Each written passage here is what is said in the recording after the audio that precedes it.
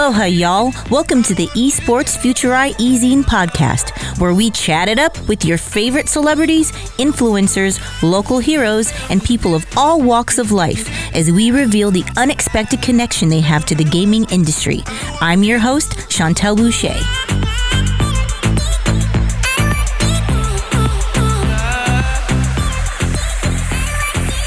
Well, hello, and aloha, y'all. Miss Chantel Boucher here with Esports Future podcast coming at you. I have a very special guest today who has become a real dear friend of mine and somebody that, hey, I'm kind of becoming a little bit of a mentor for you, would you say? I've adopted her into my family, Miss Harley Parks. How are you doing today? I'm doing pretty well.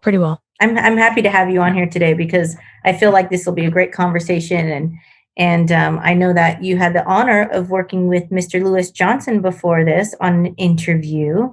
How'd that go?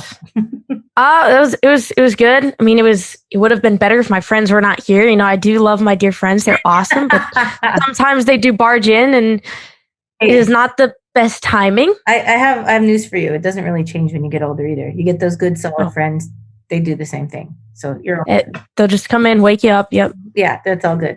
So, I wanted to kind of talk about a little bit more about yourself in depth. I'm pretty sure you probably went over how did you start BearClaw? What's going on with BearClaw?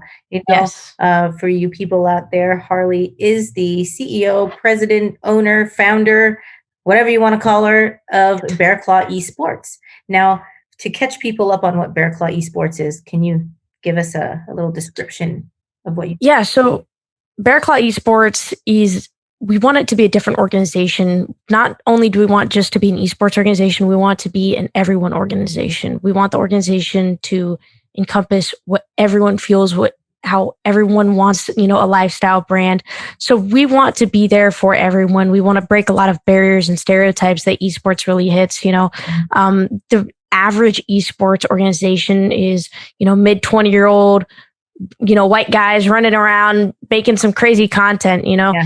And we really want to change that. There are other organizations out there that, are doing other stuff in esports, let's say Gen G or T1, and they're focused on their region, but, they don't really touch even on lifestyle. And so those lifestyle brands are really, saturated with, the same type of people that you see. And so we want to break those barriers and, do something global, encompass everyone, and really include, all races, all people, anyone that's a human, really. Yeah, absolutely. And I think what's kind of cool about what's happening in the industry is, esports is starting to evolve, like how you said, and really creating that bridge between anyone from any age to any walks of life. And it's so wonderful that we have found you too, Harley, because you are the connection for MAP Esports and Esports Future as a consultant. Thank you. So congratulations for that. Thank you. You are a part of the team officially now. How do you feel about 5 jobs? Well, being in MAP Esports and giving some insight on the esports side of things, while you guys do a lot more media and franchising, it's pretty cool to see a corporate side rather than just me having a team and multiple teams and trying to run it like that. There's definitely a different approach that you guys take. So for me, it's interesting to see that, and I've incorporated some of those ideals into my organization as well for also scaling on my end. So I think coming in on MAP Esports as a consultant, it was awesome. It has been awesome so far. I've learned a lot. I've also, been able to interact and meet a lot more people, and, see how you guys, even just day-to-day operations, it's very different compared to what we do. Yeah. So overall, it's been a blessing. I've learned a lot, and I hope I've, given you guys some insight on what our industry is. Oh gosh, yes. The ecosystem between, esports and everything else is two totally different worlds. You go into traditional sports, it's, different than just regular entertainment. You go into regular entertainment, it's different than esports.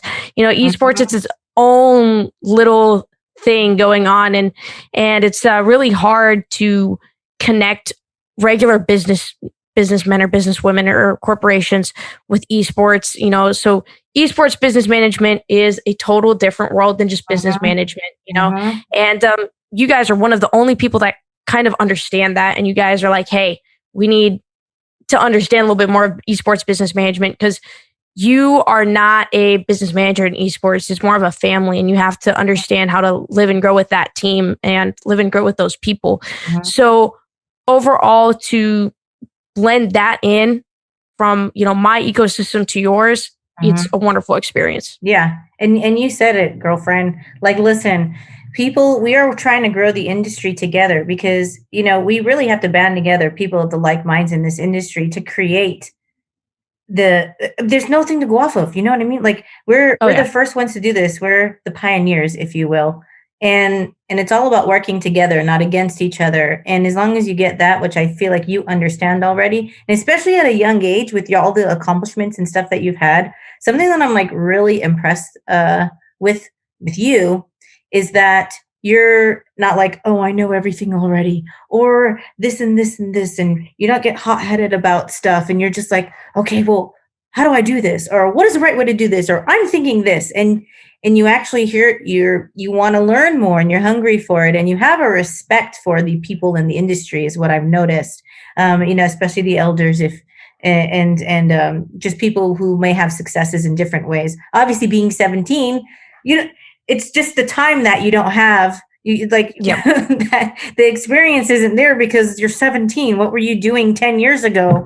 Exactly. I was 7. I was sitting there outside on like a tricycle going, wee, that's what I was doing 10 years ago, Yeah. And then you look back, 10, 15 years in the industry, and you look at the first instances of Intel Global Masters, and they were the biggest flops, This was like the first time that they were trying to experiment in global level competition, and these were flops, and I was riding a tricycle, so I can't come in at, oh, this is why we need to do this, because in all my years of experience, I mean, I have 1 year of experience in the field, like proper esports and proper business of esports. I have longer in esports overall as a player, but I don't have it as someone as a manager or a CEO, and so we're 1 year strong.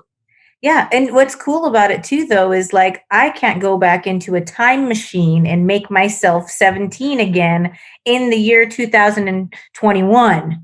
So just like how you can't do that for the future, the same thing for me, which is why you're so valuable to myself and us. And just on a personal level, I have mad love and respect for you. And I'm an advocate for the younger generation, and hoping to be that platform for your voices too as well. So I'm super honored for that. But kind of going back a little bit into that childhood of yours, which was not that long ago. Yes. I know that you said your parents are nerds, right? Yes. What do you mean by that?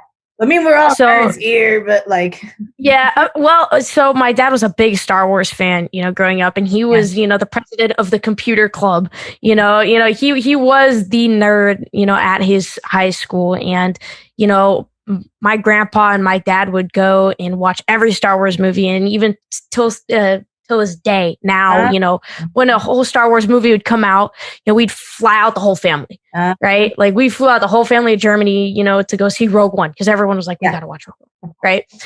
Or the new Star Wars that, technically is like 2 years ago now, we have to fly out the whole family of Germany, and so, I mean, some of these things are like huge. And then, my mom, she was a Midwestern girl, and, she was on the farm and all that stuff. Your mom is she is so sweet. I'm like, you couldn't even get mad at that lady if you wanted to, I feel, right? Like, well, she has her ups and downs. She has her moments. I will say she does have her moments, but, she was always, she was there like during Pong, and when the computers were, taking up a room, and she would go there and, play the games on the computer in her high school.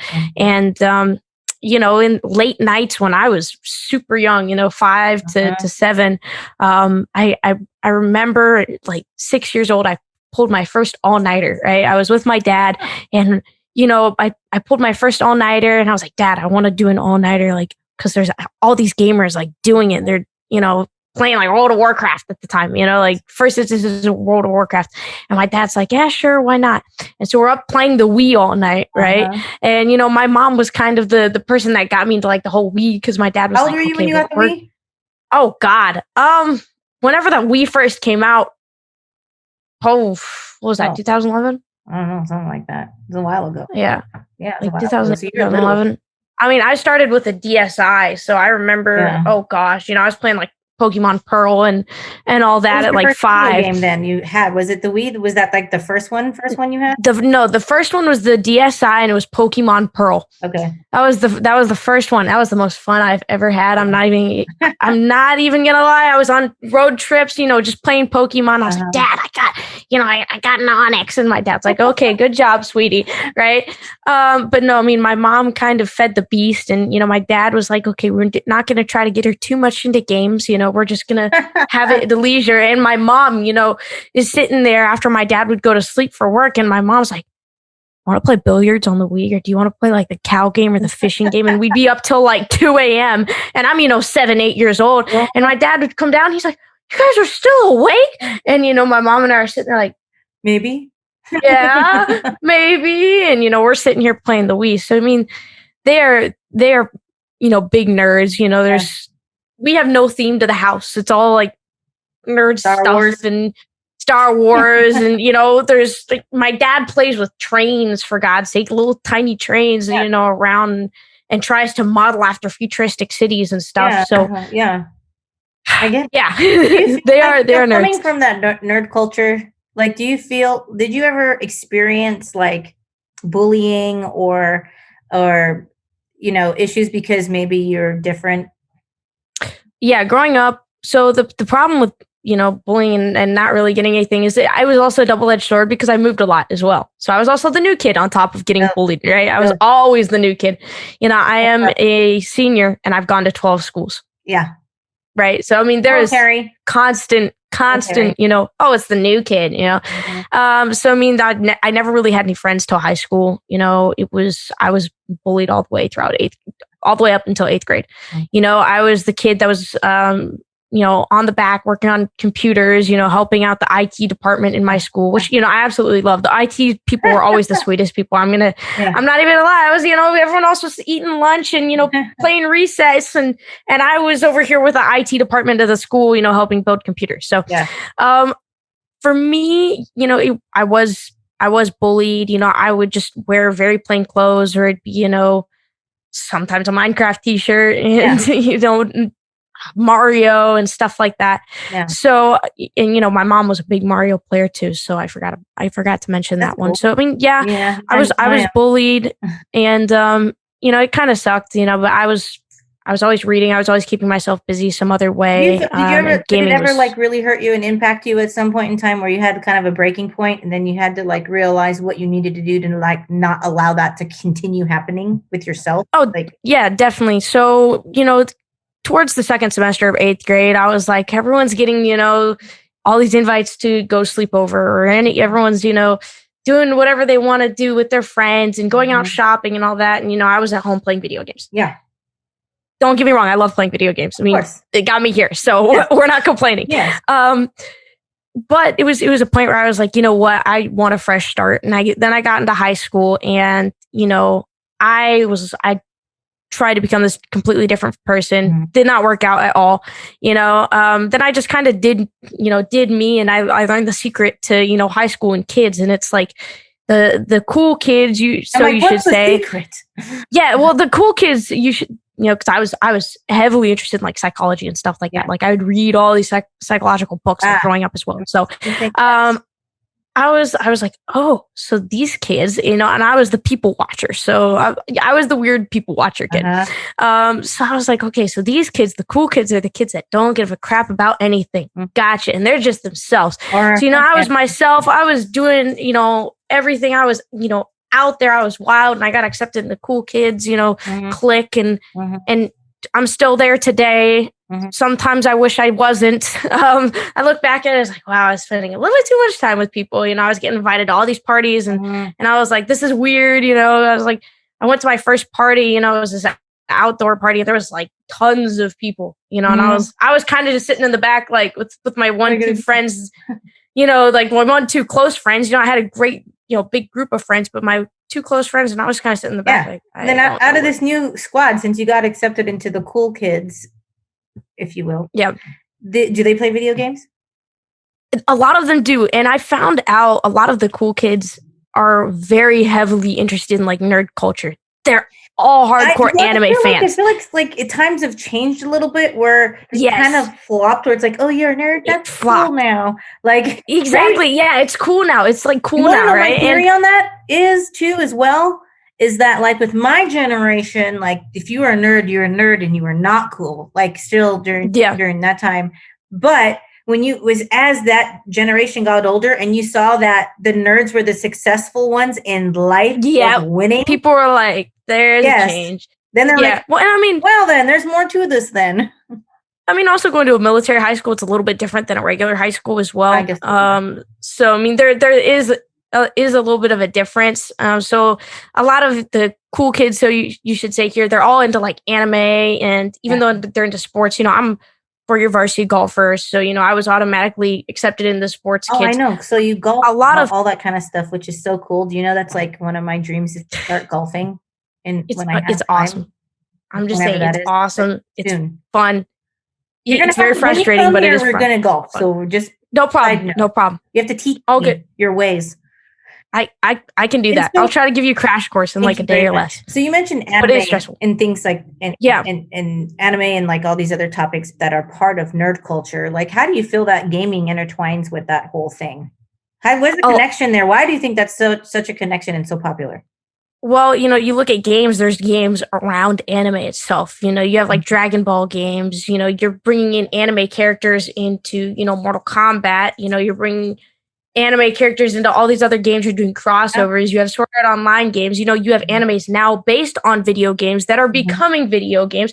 So like it's intertwining. And then you look at, even before they became video games, you look at the card games, you look at Yu-Gi-Oh, you look at Pokemon, and then you go way back and you look at Magic the Gathering. I'm a Magic the Gathering nerd. I guarantee you, to everyone out here going to be listening and watching to this podcast, I'm the biggest nerd. Play it, people. She keeps I'm the biggest nerd there is. I have been able to convince the cool kids to play Dungeons and Dragons with me. Okay, I did the impossible, and let me tell you, they thought it was the best thing in the world, and now they're going off and playing Dungeons and Dragons. So I made the impossible possible. But like I said, I'm like the biggest nerd you'll meet. I'm reading. I'm the biggest non-school nerd, should we say? I mean, I'm the kid that did really well if they tried, but they're like, yeah, you know what? School's not everything. You're like, Exactly. I was a straight A student. And then like sophomore year, it just hit me. And I was like, you know what? A lot of these people, school's not teaching actually what you need to learn, like financial literacy, how to properly do business. And I was like, yeah, you know what? I'm going to go do my own thing and I'll just pass school, right? This is a good segue. And that you mentioned that too as well, because and on my list of things to talk about is the STEM learning, the STEAM learning, the robotics, that was the only important part of school, and also the curriculum that actually we're doing for video games and gaming and for the industry. And can you talk to the people about that and tell them what we're doing with that, the curriculum? Yes, it's very exciting. Yeah, curriculum side was like STEM and STEAM learning is awesome. So personally enjoying, STEM learning and doing Cyber Patriot all 4 years of high school was the best, right? So those after school clubs with Cyber Patriot, staying up at the school until midnight, with my close friends. And we had a small, Cyber Patriot team. So we were kind of a family. And the computer teacher, he was awesome. So a lot of those life skills that you learn, or, those tailored skills. And this is where I think the English school system, not the American English school system, the British school English system is amazing. They, at 16, you get to start learning life skills paths, you get to choose. And that's something that I would love for the American education system to implement, because I have learned so much, just life skills from Cyber Patriot, or, from those extracurricular activities, rather than, okay, I am, a senior learning the same English class that I have taken since freshman year, right? It's not really changed since, 8th grade freshman year. Your English class doesn't really change. Okay, you read Macbeth and you've read a couple Shakespeare's, and now it's the same thing over and over again after sophomore year. And that's just like, you know what? It's not doing well. I want to learn something else. So that's what got me into a lot of after school programs, such as Cyber Patriot, doing golf, joining clubs. Like I've done the chess club, I've done origami club, I like I said, I'm the biggest nerd you will ever meet. Oh yeah. But doing outside clubs or outside activities, doing web development courses, business courses, those I've learned a lot more than taking English and math. And I've learned more math from my coding classes and, just overall business classes than I have an actual math class. I took AP macro and, we had to learn about like GDP and calculating CPI and all that stuff. And that math taught me so much more than just sitting there at, algebra 1, algebra 2, finding X, right? So, I mean, for me, STEM learning has always, pushed me further, doing robotics. I did the STEMposium for the Dodea system over here. I was one of the kids chosen. My science teacher freshman year, she absolutely loved me. So she was like, I want to send you everywhere and you're like, on behalf of the school. And so I did it. I went and did, STEMposium and, we had to, what was it? We had to make something for Mars, how life would survive on Mars. Now we got to make something to help grow plants on Mars or possibly build a colony on Mars. So that was for me awesome. I had so much fun. It was a week long and I could leave school. It was awesome. So, STEM posiums, STEM learning like that was so fun for me. Even, getting out of school and doing the extracurriculars with orchestra, because, I'm a cellist as well. So, I mean, arts is awesome. I also really do enjoy the arts. And I feel that when you bring, music theory into it, it is a whole nother beast to conquer. But I just feel that, those core classes, you can really change those after. You want to kind of tell everybody too what we're doing with the colleges as far as the curriculum? Yeah. So you guys, I know, are doing like video game appreciation, broadcasting, teaching how video games have developed. I believe game development as well. And really teaching, college kids and going in and building esports centers, because esports is just as valuable and valid as any other sport. I mean, the actual teamwork is there, strategy and the mental strain that it takes on you. I would say, golf is one of the most mental sports out there. And I have been more strained video gaming and like playing in, cash prize cubs for Call of Duty, like 2Ks, 3Ks. I am more stressed and my mental focus is more drained in 2Ks or 3Ks than it is in golf, right? So I would say it is very mental. So, even doing psychology in that, what you guys are doing with the colleges and really developing these things for these kids, I think is definitely just as valuable as the next class. Yeah, absolutely. And now that you're part of our team, it's wonderful. We can make a very lovely announcement that Harley Parks will have her own podcast / YouTube show with Mappy Sports and Esports Future Eye. How does that make you feel? It makes me feel pretty good because I do have to learn how to build a personal brand, and I also want to talk about my experiences and really tell the public my journey, as well as bring people all around the world and talk about their journeys as well. I mean, I already have people lined up who are like, oh, I want to hop on the podcast, and these are good people I know from all corners of the world. These are people that are from South America, people from Saudi Arabia, people from, Malaysia, Singapore, Korea, people all over the world, not just the United States. And that's why I wanted to be really global. And I wanted to teach everyone that listens.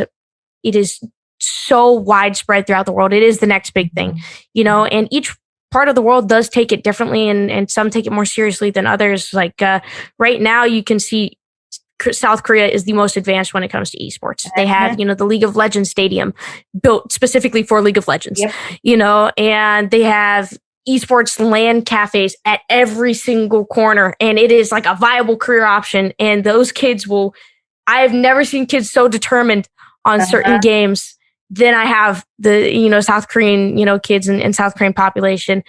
So, South Korea is so ahead of every other, corner of the world. Yeah. And then you go to Europe, and I would say it's, a step behind. I think it's the leading, but right behind South Korea is Europe, because they have so many widespread teams making such a big impact. I would say America is kind of lacking in that sense. That's what we're all here and then for. there's people like you and me that were here like, we're hold on, that together. We're banding America's together. kind of behind. And exactly. What's been happening with us too a lot that I love is like, we'll be like, hey, Harley will call me like, hey, we need a meeting with so-and-so. Or I'll call her and be like, hey, we're going to do so-and-so. We're like, oh, I talked to that person before. Okay, yeah. Let's reintroduce each other to that. I'm seeing now for here in America, really how small it still is. But because we understand how big it truly is and we see its future, we don't realize still how little it is. And it's just kind of a neat place to be in, because there's exponential growth with this.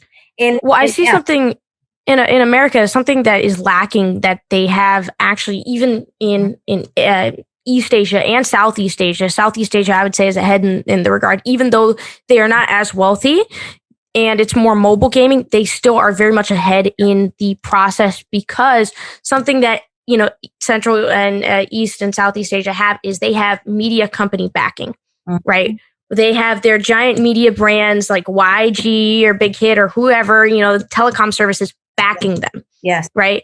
You go to America, what we have is we have people that have just been around since 2012 that are still somehow alive and they're here, or a couple, small time construction sites backing them. Yes. Right. You don't really have media companies coming in really caring about what's happening in esports. They're still hooked on Netflix. They're still hooked on, the next video game title. Let's make a Netflix show around it, and so, I mean, it's great. They're bringing things to light like Dota 2. And I know there's a new series that just came out on Netflix, not a game. And they go into South Korea mostly. And it's like, I haven't watched. I know the people that they're interviewing. I have these people on speed dial. I'm sitting here. I was like, oh, I have this guy's number. I can, good. And, I called him after I watched it. And I was like, Mr. Yang, that is awesome. You're on Not a Game? Exactly. He's like, yeah. I'm like, dude, this is awesome. Because, it has a very negative connotivity in America, gaming. They're like, oh, the kids are playing too much. They're going with the games again. It's starting slowly but surely. Something's starting to click with it, especially after, COVID and all that kind of stuff that happened. Exactly. Stuck in their homes and they're trying to find entertainment in other ways. So it obviously had some growth that happened there. But with BearClaw, definitely. What is BearClaw looking for right now? Because, for anybody who might be listening, we'd like to keep the door open, for people to contact you and whatnot. But tell them what's happening in BearClaw right now and what we're doing. So I don't want to unveil all the cards that we're about to do. Yeah, I can't unveil all the secrets because there's some crazy stuff. Oh yeah, there's some crazy, and because you're on the team. You're the CSO. I'm actually the CSO for BearClaw, so that's She knows all the crazy stuff that's about to happen, and all the crazy ideas I have. Like I'll text her at like 2 a.m, like Chantel, I have an idea. And she's like, oh God, no, what again? I told you, fair warning, you're gonna get very scared when I say I have an idea because you're gonna hear the most outlandish things. But right now, I mean, we're looking for, sponsors, peripheral sponsors, capital sponsors.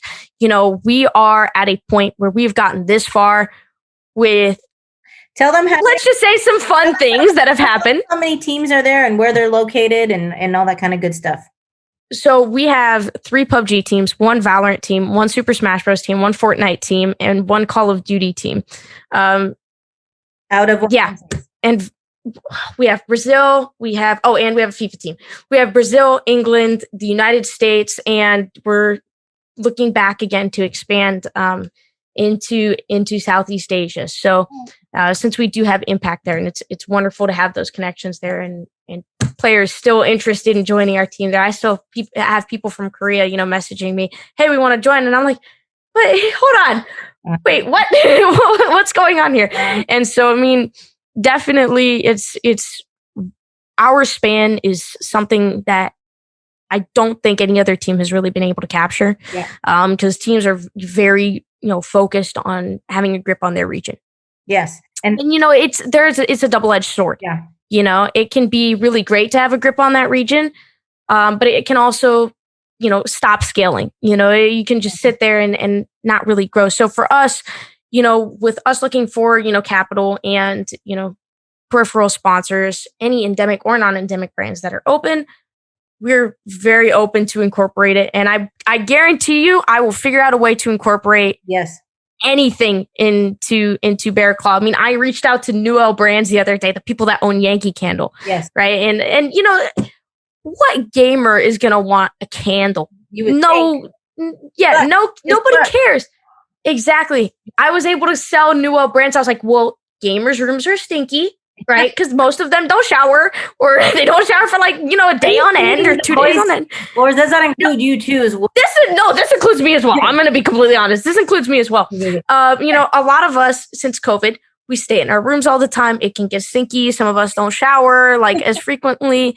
We're more focused on working or gaming. So gamers do there are certain smells and aromatherapy that alert the brain, and that's why you have those little aromatherapy things. With the essential oils. I'll tell you, well, let's do that with the candle. Sometimes when they be playing, okay, they need to just calm down. They need some that too going or something like that, because my son, you can hear him screaming from 2 blocks away. Oh yeah, I mean, my parents will be driving from the end of the street, and they're like, "Dear God, we can hear you," and I'm like, "Oh, I apologize." I just realized that, but I mean, I can't say much. They can't really go after me because we are probably the most normal neighbors out of my building. Okay. And I'm going to be completely honest. My quadplex building, we have some creepy neighbors. You always have those neighbors. So we have those neighbors, which kind of balances it out. So no one really cares. It's just we're in the officer neighborhood. Nothing crazy should happen. If it does happen, it's usually my building, right? Every single person in the building has set off the fire alarm at least once, right? For some dumb reason, and no other building around us has. So okay, then. Well, I'm so happy that I got to have you on today, Harley, and you're going to be back. Thank you. Everybody, just keep an eye out for her show. We're going to drop it within this next month or so. I'm super excited about it. You're going to meet all kinds of amazing people in the esports and meet gamers themselves too as well, and hear what it's like to be a gamer in this industry. It's great for anybody to listen to, because we're also trying to create the connection with the other generation. So if you have a kid that's interested in that too as well, and you want to hear it from this other side, it's going to be awesome. So how do people find you there, Harley? Well, they can find me through the Map Esports Network. I know that you guys are going to be setting up a YouTube channel, and also on the Esports FPN website. They can reach me personally via my Twitter, which is BearClaw Harley. All my socials are BearClaw Harley. So I mean, my Instagram, Twitter, even TikTok, if you guys BearClaw use TikTok. website. And the BearClaw website. My email is there as well. It's Harley Parks at BearClawEsports.co. So yeah, I mean, you guys can very easily reach me. I'm not, 8 different things on 8 different socials. More platforms than I am. So there you go. All right. Well, thank you. And thank you for everybody listening to the Esports Future Eye podcast. And again, thanks, Harley. And until next time, aloha, y'all. Thanks for listening to the Esports Future Eye eZine podcast. This podcast is part of the Esports Future Eye podcast network and produced by Innovation Media Enterprises. Make sure you subscribe on your favorite podcast channel and leave us a review.